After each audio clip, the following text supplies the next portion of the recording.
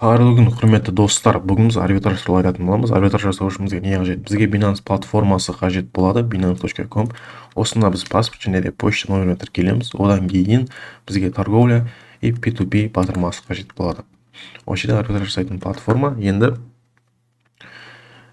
бұл жерде бізде купить және де продать деген батырма бар. Бұл жерде купить деген жерде сіз доллар сатып аласыз. Яғни Coolmaker 221-ден 470-50 теңгеден 1 доллар сатып аласыз. Яғни бұл 184 доллар сатып тұр екен. Лимит доступна деген жерде қанша доллар сатып тұрған көреді. Және қай банкпен жұмыс жасайтыны шетінде көрініп тұрады. Енді мына жерде сіз валютаны таңдайсыз, қандай валютамен сатып аласыз. Мына жерде банк таңдайсыз. Ал продать батырмасына сізде криптомонейман KZ 471-де 40 теңгеден 303.874 доллар сатып алады екен. Бұл жерде сіздің долларыңызды сатып алатын продавецтер болады. Енді осы платформада жұмыс жасауға бірінші рет жасап жатсаңыз, сізге 10 не жасау керек болады, сделка жасау керек болады. Яғни осы жерден бір 10 адамнан доллар сатып алып шығуыңыз керек болады. 4500-ден арзан сатып алып шыға салыңыз. Және де сіздің Binance аккаунтыңызға 30 күннен асу қажет болады. Сондай кішігірім требованиялары бар. Требованияларын ссылканы YouTube-ның астына описанияда қалдырамын. Және де сұрақтарыңыз болса, Telegram-да қалдырып беремін. Сол Telegram-да немесе Instagram парақшама сұрақтарыңызды қойсаңыздар болады. Енді бізде классикалық арбитражы бар. Ол бізде осы жерге объявление шығарамыз.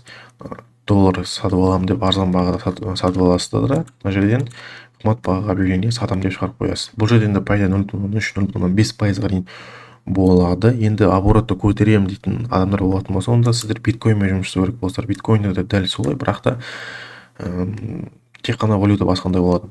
Яғни биткоинмен жұмыс жасайды, доллармен емес. Енді қараңыз, енді пайданы есептеп көрейік. Дәл қазір қандай пайда болып жатыр екен. Енді қараңыз, бізде миллион сумма бар деп ойлайық. Енді менде миллион бар. Енді мен конкурентімді іздеймін. Мен конкурентім бұл жерде, мен Каспи банкпен жұмыс жасаймын. Мысалы, Каспи банк.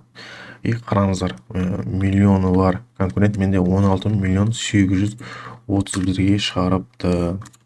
Енді менде миллион бар. Оны бөлемін. 16.831. 433. 0.59 биткоин болады. Енді мен ол биткоинді осы жаққа сатам деп шығарам. Менің конкурентім бұл жерде осы кісі болады. 993-ге сатып тұр, сумма сауда жасап тұр екен. Енді мен бұны көбейтемін. 17.299 миллионға. Сонда менде пайда 27.779 теңге болады. Яғни 2,7% пайда болып тұр. Енді қараңыздар, бұл жерде бір условие бар Binance-тың. Яғни сіз 10 биткоиннан артық сауда жасаңыз, сіз осы кругты бір күнде 5-6 рет тие берсеңіз болады. Егер де сізде 10 биткоиннан аспайтын болса, сізде жаңағы продать деген жерден объявление шығарғаннан кейін сіздің қаражатыңыз бір күн блокировкаға кетеді. Бір күннен кейін барып осы жаққа көбейт шығара аласыз, сата аласыз бір күннен кейін. Яғни сіз 15 күн ішінде 27 мың минимум 20 теңгеден табатын болсаңыз, сізде примерно 500 теңге пайда болады бір айдың ішінде. Кешірім сұраймын.